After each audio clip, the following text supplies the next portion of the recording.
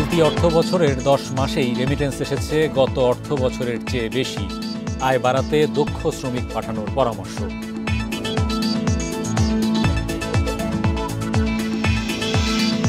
প্রবৃদ্ধি ধরে রাখতে মূল্যস্ফীতি নিয়ন্ত্রণের পরামর্শ অর্থনীতিবিদদের।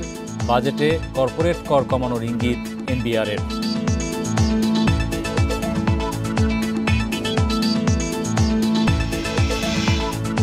বারো কেজি এলপিজি সিলিন্ডারের দাম কমল 19 টাকা।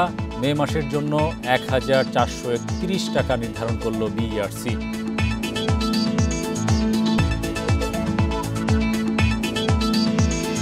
আমন্ত্রণ অর্থনীতি সারাদিনে আপনাদের সাথে আছি আমি হরি সাহা। শুনছিলেন শিরোনাম, এবার জানাবো বিস্তারিত। দেশের অর্থনৈতিক প্রবৃদ্ধি ধরে রাখতে সংকোচনমূলক মুদ্রানীতি গ্রহণ, জ্বালানি সরবরাহ বাড়ানো এবং মূল্যস্ফীতি নিয়ন্ত্রণের পরামর্শ অর্থনীতিবিদদের। রোববার রাজধানীর একটি হোটেলে বাজেট নিয়ে ফরেন চেম্বারের এক অনুষ্ঠানে ব্যবসায়ীরা বলেন, দেশি বিদেশি বিনিয়োগ আকর্ষণে ব্যবসা সহজ করতে হবে।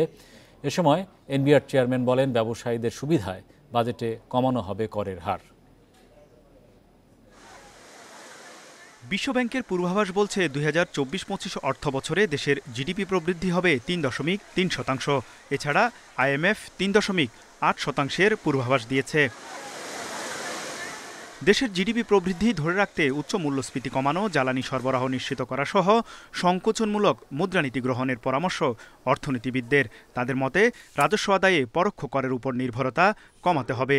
আলোচনায় বক্তারা বলেন, রাজনৈতিক অনিশ্চয়তার মধ্যেও রপ্তানি ও রেমিট্যান্সে ধারাবাহিক প্রবৃদ্ধি অর্থনীতিতে ভালো ইঙ্গিত দিচ্ছে। অর্থনৈতিক স্থিতিশীলতা ও মূল্যস্ফীতি নিয়ন্ত্রণ ও জ্বালানির নিশ্চয়তা বাড়ানো গেলে প্রবৃদ্ধিও ধরে রাখা যাবে। মূল্যস্ফীতি কমাতে হলে সরবরাহ ব্যবস্থা স্বাভাবিক করতে হবে এবং ব্যবসায় বিভিন্ন বাধা দূর করতে হবে। ভ্যাটের একক হার না থাকায় হয়রানি বাড়ছে জানিয়ে বক্তারা বলেন, কাস্টমস বিভাগের কাজ শুধু রাজস্ব আদায় করা না, ব্যবসা সহজ করতেও নজর দেওয়া দরকার। এনবিআর রাজস্ব সংস্কারের যে উদ্যোগ নিয়েছে তার সুফল আমরা পাচ্ছি। কাস্টমসে আমাদের কাজ আরও সহজ করতে হবে। এনবিআরকে এদিকে নজর দিতে হবে। অনুষ্ঠানে এনবিআর চেয়ারম্যান বলেন, আগামী বাজেটে ব্যবসায়ীদের জন্য কর কমানো হবে। এতে ব্যবসায়ীদের খরচ কমবে। কর ফাঁকিবাজদের জন্য প্রকৃত করদাতারা নিরুৎসাহিত হচ্ছেন, তাই এদেরকে অবশ্যই করের আওতায় আনতে হবে। আমরা করদাতাদের সব ডাটা ডিজিটাল করেছি, শিগগিরই এর সুফল পাবেন তারা। এনবিআর চেয়ারম্যান আরও বলেন, ব্যবসা সহজ করার উদ্যোগ থাকছে এবারের বাজেটে। একই সাথে রাজস্ব আদায় বাড়ানোয় নজর থাকবে। তৌহিদ রানা, ইন্ডিপেন্ডেন্ট নিউজ, ঢাকা। চলতি অর্থবছরের 10 মাসেই প্রবাসী আয় এসেছে $24.5 বিলিয়ন, যা গত অর্থবছরের চেয়ে প্রায় $62 কোটি বেশি। রেমিট্যান্সের ইতিবাচক প্রভাব পড়েছে বৈদেশিক মুদ্রা রিজার্ভেও। বিশ্লেষকরা বলছেন, বিদেশে দক্ষ শ্রমিক পাঠাতে পারলে এ আয় আরও কয়েক গুণ বাড়ানো সম্ভব। দেশের 1 কোটির বেশি মানুষ প্রবাসে কাজ করেন। দেশের অর্থনীতিতে প্রবাসীদের পাঠানো রেমিটেন্সের অবদান 6 থেকে 7%। এপ্রিল মাসে $275 কোটি বেশি রেমিটেন্স এসেছে, যা গত বছরের একই সময়ের চেয়ে প্রায় 35% বেশি।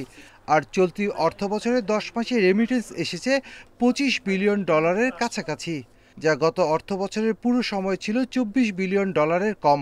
রেমিটেন্সের এই ইতিবাচক ধারা এখনো অব্যাহত রয়েছে বলে জানান বাংলাদেশ ব্যাংকের কর্মকর্তারা।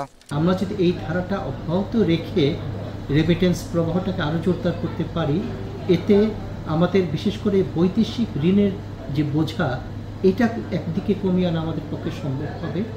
অনেক বাণিজ্যিক যে এলসি খোলার কথা, ইনওয়ার্ড এলসি, এই ইম্পোর্ট এলসি, সে এলসি খোলাতে সহায়তা করবে এবং উপর্যুপরি আমাদের যে ব্যালেন্স রিজার্ভ, সেই রিজার্ভ বৃদ্ধিতেও ইতিবাচক ভূমিকা রাখবে। বিশ্লেষকরা বলছেন, ছাত্র জনতার অভ্যুত্থানের পর অন্তর্বর্তী সরকারের নানা পদক্ষেপে দেশের প্রতি আস্থা বেড়েছে প্রবাসীদের। তবে দক্ষ জনশক্তি রপ্তানি করা গেলে রেমিটেন্স প্রবাহ বাড়বে কয়েক গুণ। স্কিল ডেভেলপমেন্টের জন্য যদি একটু মেজার্স নেয়, আমি তো দেখছি তো আপনার সৌদি আরব, তাই না, মানে আমাদের দেশের সমস্ত লোকরা কিন্তু একে সব লো স্কিল জবগুলো করে বা জিরো স্কিল জবগুলো করে, ক্লিনিং এগুলো। ওরা যদি একটা ট্রেডিংয়ে, ওরা যদি যে কোনো একটা ট্রেডে যদি একটা স্কিল হয়ে যেত, তাই না, তাহলে এত ইনকাম ডিফারেন্স সেখানে কল্পনা করতে পারবেন না। প্রবাসী আয়ের এই ধারা অব্যাহত থাকলে বৈদেশিক মুদ্রার সংকট মোকাবেলা করা সহজ হবে বলে মত বিশ্লেষকদের। Shafil Alam Sujan, Independent News, Dhaka. বাণিজ্যের আড়ালে টাকা পাচার ঠেকাতে বিশেষ ইউনিট গঠন করতে চায় জাতীয় রাজস্ব বোর্ড এনবিআর। সম্প্রতি মধ্য ও দীর্ঘমেয়াদী রাজস্ব কৌশল নামে 10 বছরের একটি পরিকল্পনা চূড়ান্ত করেছে এনবিআর। সেখানে এ তথ্য দিয়েছে সংস্থাটি। এনবিআর মনে করে আমদানি রপ্তানিতে মিথ্যা ঘোষণা এবং ট্রান্সফার প্রাইসিংয়ের মাধ্যমে প্রতিবছর বিপুল পরিমাণ রাজস্ব লোকসান হয়। প্রতিবেদনে বলা হয়, বাণিজ্যের আড়ালে প্রায় 70% অর্থ পাচার হয়ে থাকে। এছাড়া আমদানিকালে তুলনামূলক বেশি দাম দেখিয়ে অর্থ দেশের বাইরে পাচার করা হয়। জানানো হয়, এই উদ্যোগের মাধ্যমে আন্তর্জাতিক সংস্থাগুলোর সঙ্গেও সমঝোতা চুক্তি করা হবে। ফলে পাচারের টাকাও দেশে ফেরত আনা সহজ হবে। এনবিআর বলছে, এই ইউনিট গঠন হলে পাচার বন্ধের পাশাপাশি এনবিআরের রাজস্ব আদায় বাড়বে।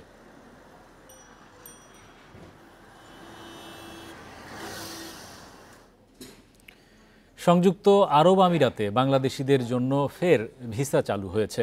দুপুরে প্রধান উপদেষ্টার বিশেষ দূত লুৎফে সিদ্দিকীর সঙ্গে সাক্ষাৎ করে এ তথ্য দেন দেশটির রাষ্ট্রদূত আবদুল্লাহ আলী আল হামুদি।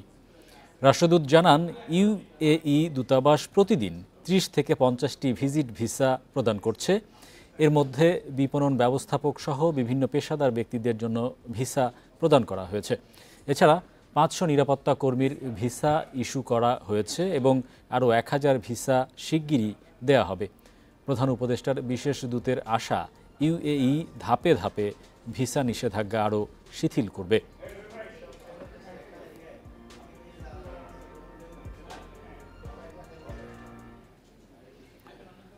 মতিঝিল থেকে কমলাপুর পর্যন্ত মেট্রো রেলের কাজ এবছর শেষ হচ্ছে না।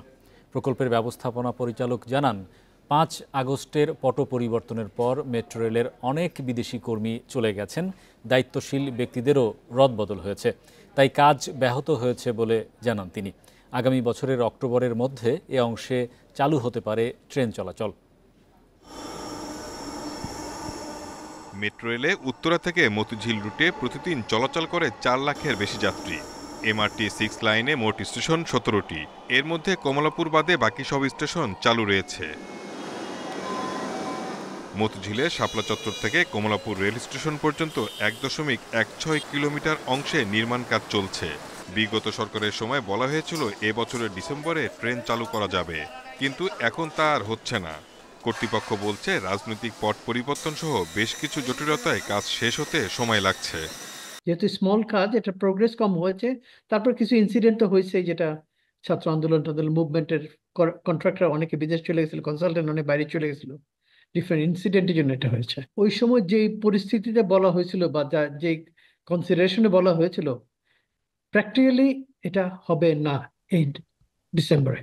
নির্ধারিত সময়ে শেষ না হলেও প্রকল্পের কাজের মান ঠিক রাখার ওপর জোর দেন বিশেষজ্ঞরা। কিছুটা যদি দেরিও হয়, আমি এটাতে কোনো অসুবিধা দেখি না, কারণ একটু সতর্কবার্তা দিতে হবে যে আমি যা ইচ্ছা তা করতে পারি না। জনগণের টাকায় যখন উন্নয়ন হয়, এটা যেন সাশ্রয়ী মূল্যে হয়, টেকসই মূল্যে হয়। যাদের কাজ করার কথা তারাই যেন কাজ করে, এলোমেলো যেন কাজ না হয়। এমআরটি 6 লাইন উত্তরা থেকে কমলাপুর মেট্রো রেল স্টেশনে এসে মিশবে। একই সঙ্গে লাইন 1 রুটের একটি অংশ বিমানবন্দর থেকে কমলাপুরে শেষ হবে। Shahid Ahmed, independent News, Dhaka. চট্টগ্রামে কর্ণফুলীর পূর্ব তীর ঘেঁষে শহররক্ষা বাঁধ ও 4 লেন সড়ক নির্মাণ শেষ হচ্ছে জুলাইয়ে। এরপর জলাবদ্ধতা থেকে মুক্তির আশা করছেন নগরীর 5 লাখের বেশি মানুষ।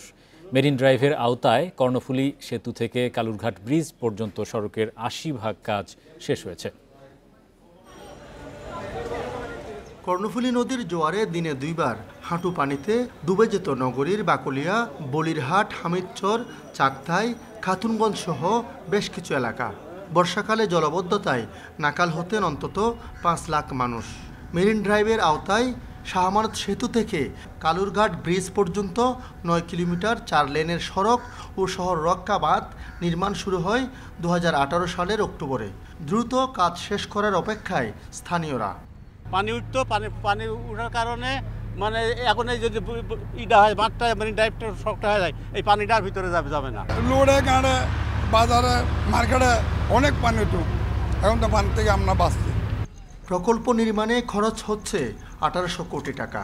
স্থাপন করা হচ্ছে পাম্পসহ 12টি সুইচ গেটও। এর মাধ্যমে যোগাযোগ ব্যবস্থায় বড় ধরনের পরিবর্তনের আশা কর্তৃপক্ষের।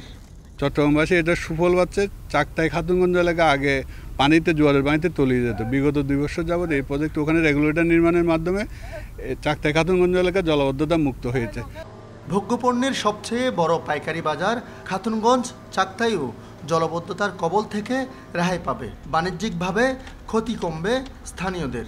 জলাবদ্ধতাকেও এটা প্রোটেক্ট করছে এবং একই সাথে রাস্তা যে আউটার রিং রোডের যে পেরিফেরি আউটার রিং রোডের জলব্যবস্থাটাও উন্নয়ন সাধন করেছে এবং এখানে এখন অপার সম্ভাবনা হয়েছে। শতভাগ নির্মাণ কাজ শেষ হলে চট্টগ্রামের পর্যটনে ভূমিকা রাখবে সড়কটি, আশা স্থানীয়দের। এই মেরিন ড্রাইভ সড়ক নির্মাণের ফলে জলাবদ্ধতার কবল থেকে মুক্ত হয়েছে চট্টগ্রামের বাকলিয়া, চাকতাই, খাতুনগঞ্জ সহ বিভিন্ন এলাকা এবং মনে করা হচ্ছে এই সড়ক অর্থনীতিতে ব্যাপক অবদান রাখবে। আলমগীর সবুজ, ইন্ডিপেন্ডেন্ট নিউজ, চট্টগ্রাম। ভোক্তা পর্যায়ে 19 টাকা কমে 12 কেজির বোতলজাত এলপিজির দাম 1431 টাকা নির্ধারণ করেছে নিয়ন্ত্রক সংস্থা বাংলাদেশ এনার্জি রেগুলেটরি কমিশন। চলতি মাসের জন্য এই দর ঘোষণা করেন সংস্থাটির চেয়ারম্যান জালাল আহমেদ। রোববার বিইআরসি কার্যালয়ে সংবাদ সম্মেলনে এই দাম ঘোষণা করা হয়। গত এপ্রিলে 12 কেজির সিলিন্ডারের দর ছিল 1450 টাকা। অন্যদিকে চলতি মাসে অটো গ্যাসের দাম লিটারে 84 পয়সা কমিয়ে 65 টাকা 57 পয়সা নির্ধারণ করা হয়, যা গেল মাসে ছিল 66 টাকা 41 পয়সা। মূলত 2021 সালের এপ্রিল থেকে এলপিজির দাম নির্ধারণ করে আসছে বিইআরসি। প্রতি মাসে প্রোপেন ও বিউটেনের সৌদি কার্গো মূল্য ধরে দেশে এলপিজির দাম সমন্বয় করে সরকারি সংস্থাটি। এই মাসের জন্য যেটা সৌদি কন্ট্রাক্ট প্রাইস, এটা কমেছে গত মাসের তুলনায় এবং এক্সচেঞ্জ রেট যেটা সেটিও নেগলিজেবল, অত্যন্ত সামান্য কমেছে। যে কারণে আমাদের খুচরা বিক্রয় মূল্য যেটা আছে আমদানিকৃত এলপিজির, সেটি এই মাসে কমছে। এদিকে অবৈধভাবে ভর্তি এলপিজি সিলিন্ডার এবং জড়িত কারখানা বন্ধের দাবিতে সিলেট জেলা প্রশাসকের কাছে আবেদনপত্র দিয়েছেন বিভিন্ন কোম্পানির প্রতিনিধিরা। সকালে জেলা প্রশাসক শের মাহবুব মুরাদের কাছে এই আবেদনপত্র জমা দেন তারা। কোম্পানির প্রতিনিধিদের অভিযোগ, বাজারে বিভিন্ন কোম্পানি নকল এলপিজি গ্যাস সরবরাহ করছে। এতে ক্ষতির পাশাপাশি গ্রাহকরা নির্ধারিত দাম দিয়ে নিম্নমানের গ্যাস কিনছেন, যে কারণে প্রায়ই গ্যাস সিলিন্ডার বিস্ফোরণে হতাহতের ঘটনা ঘটছে। অবৈধ এসব এলপিজি সিলিন্ডার বোতলজাতকরণ ও বোতলজাতকরণ বন্ধের দাবি জানিয়েছেন তারা।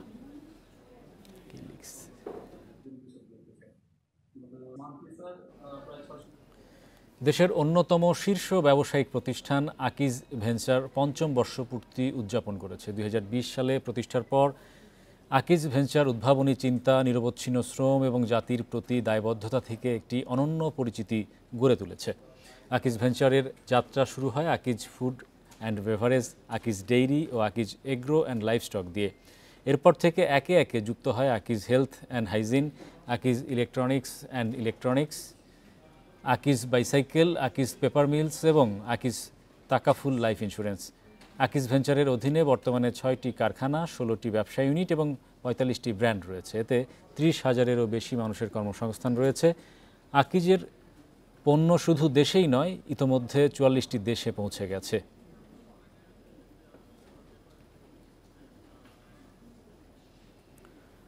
খাগড়াছড়িতে বিদেশি আম চাষে ঝুঁকছেন কৃষকরা। উপযুক্ত আবহাওয়া ও মাটির গুণের কারণে বিদেশি আম চাষে সফল তারা। দেশীয় আমের তুলনায় দামও পাওয়া যাচ্ছে বেশি। তবে আম বিপণনে অতিরিক্ত টোল আদায় বন্ধের দাবি চাষিদের। বিদেশি জাতের আম চাষ সম্প্রসারণে কাজ করছে কৃষি বিভাগ। গাছে থোকায় থোকায় ঝুলে আছে লাল আম বা রেড ম্যাঙ্গো।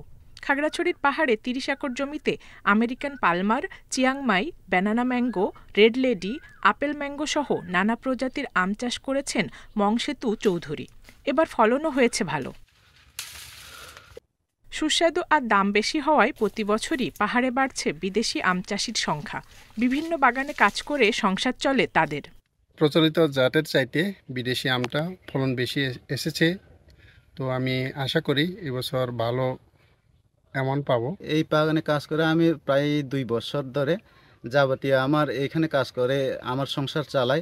বাণিজ্যিকভাবে লাভবান হওয়া চাষিদের বিদেশি আম চাষে উৎসাহিত করা এবং চারা দিচ্ছে কৃষি বিভাগ।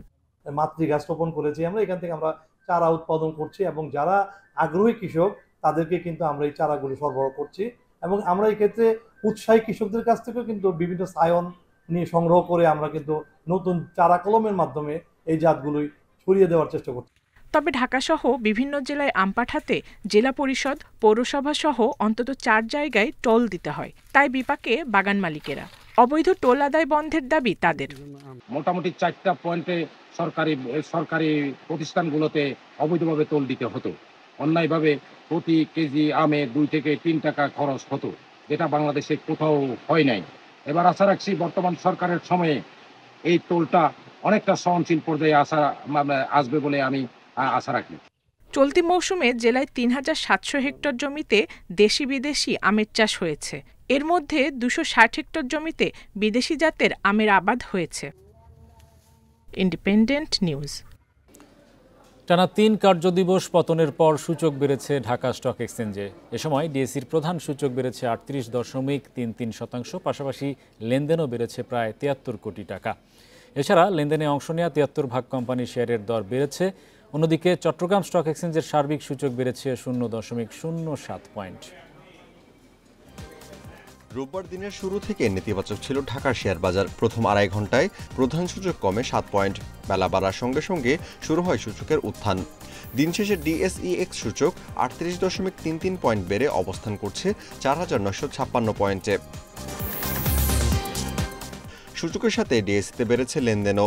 আজ মোট লেনদেন হয়েছে 399 কোটি টাকা। আগের দিনের চেয়ে লেনদেন বেড়েছে 73 কোটি টাকা। হাত বদলে অংশ নেওয়া 395টি কোম্পানি ও মিউচুয়াল ফান্ডের মধ্যে দর বেড়েছে 290টির, কমেছে 67টির এবং অপরিবর্তিত রয়েছে 38টির প্রতিষ্ঠানের শেয়ার দর।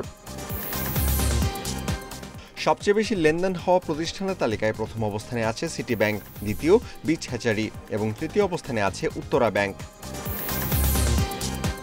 শতাংশের দিক থেকে দর বৃদ্ধির তালিকায় প্রথম অবস্থানে আছে ব্যাংক এশিয়া, দ্বিতীয় আরডি ফুড এবং তৃতীয় অবস্থানে আছে এসপিসিএল। অন্যদিকে চট্টগ্রাম স্টক এক্সচেঞ্জে সার্বিক সূচক 0.07 পয়েন্ট বেড়ে অবস্থান করছে 13,805 পয়েন্টে। লেনদেন হয়েছে 6.39 লাখ টাকার share. Amirul Islam, independent news. এই ছিল আজকের অর্থনীতি সারাদিনে। আমন্ত্রণ আমাদের পরের আয়োজনে।